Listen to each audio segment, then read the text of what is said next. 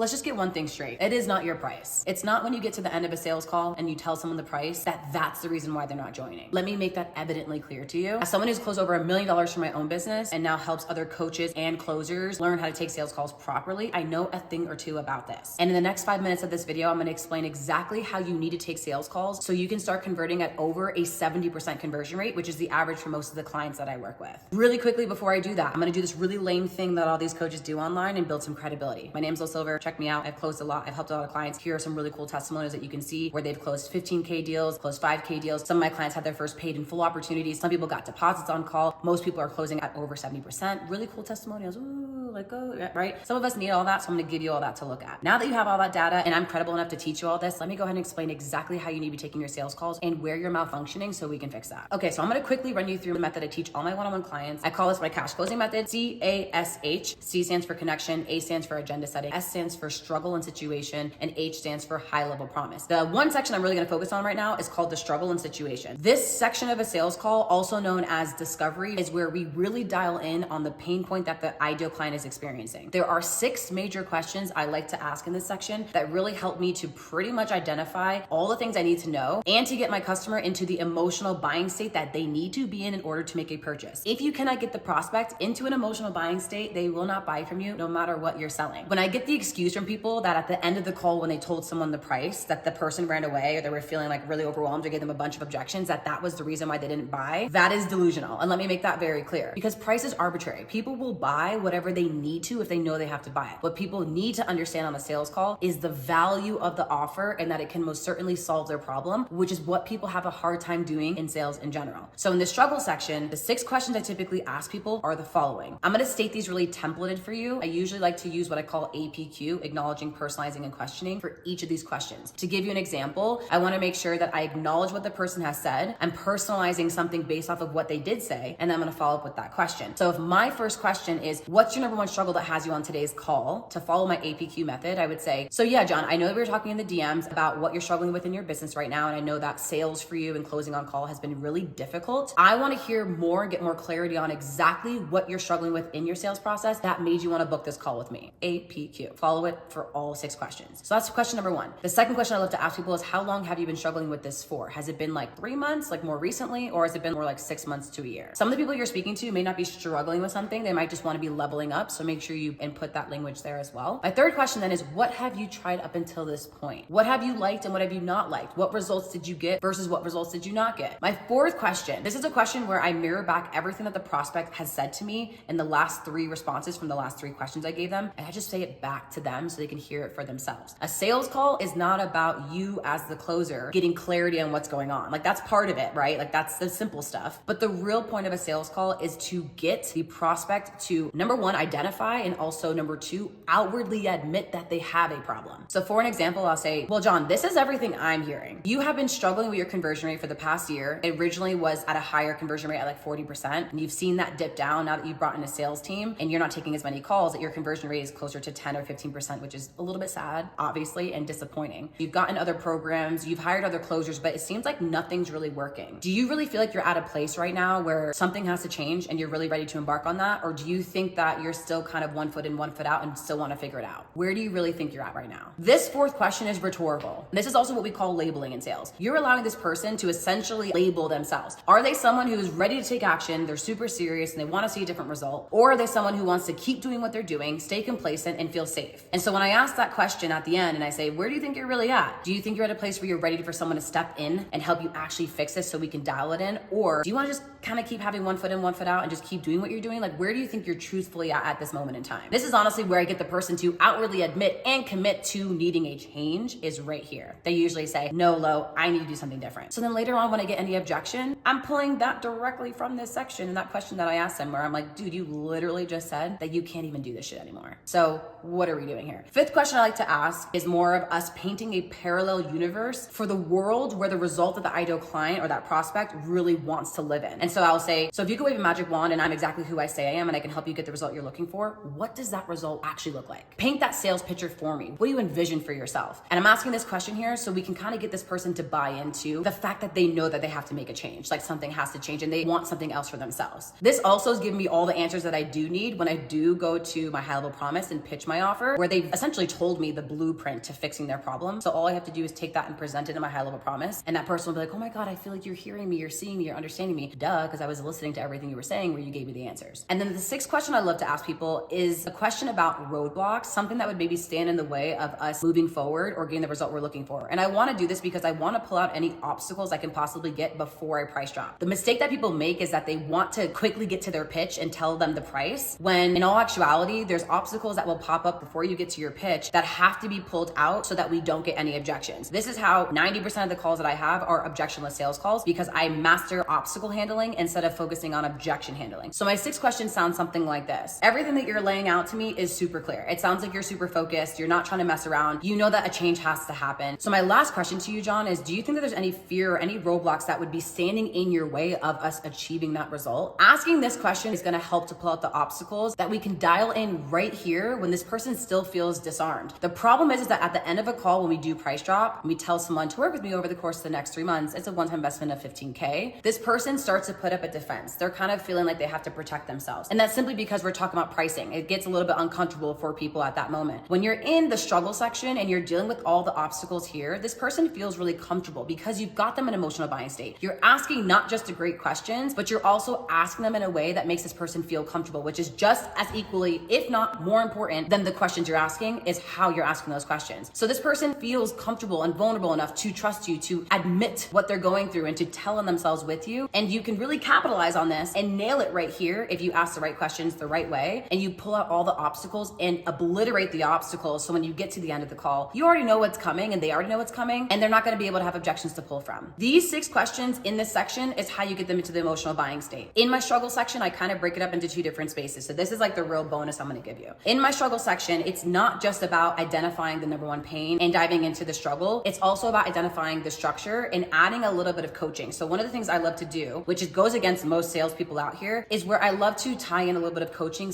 / adding value. Don't get crazy with the coaching, but adding value. And so I will ask those 6 major questions. I will input this little transition I'm going to show you. It's a really cool little statement that I say to people. And then I go into the situation. And the situation is where we get very technical. These are my technical questions. These are the questions I ask that are like, do you have any injuries that you're dealing with? Is there anything that would keep you from working out? How often are you working out every single week? How many sales calls are you currently taking? How many closures do you have? What CRM are you guys using? Like, I would ask those technical questions here. More often than not, people struggle with this because they start asking those questions at the beginning of a call, which is not what you should be doing. Emotional buying state, deal with the situation, get to the high level promise, take payment, get off the call, and call it a fucking day. Make your life easier. But the big thing I want to make a note of in the 6 questions I just showed you is asking subsidiary questions. If you are listening on a sales call, there are opportunities between the 6 questions that I presented where you need to ask maybe additional clarifying questions to pull out more information. If I heard in the first question when I say to someone, what's your number one struggle that has you on this call today? And they're like, well, and they lay out all this stuff and all this information. If I heard in there that they hired another sales coach who pretty much didn't help them at all, and then I just jumped to my next question, how long have you been struggling with this for? I'm an idiot. That's gonna be a big red flag, or what I call an obstacle. So as soon as they say, I worked with someone else, I didn't get the result I was looking for, I would then pull that out and create a subsidiary question there to say, oh, well, like,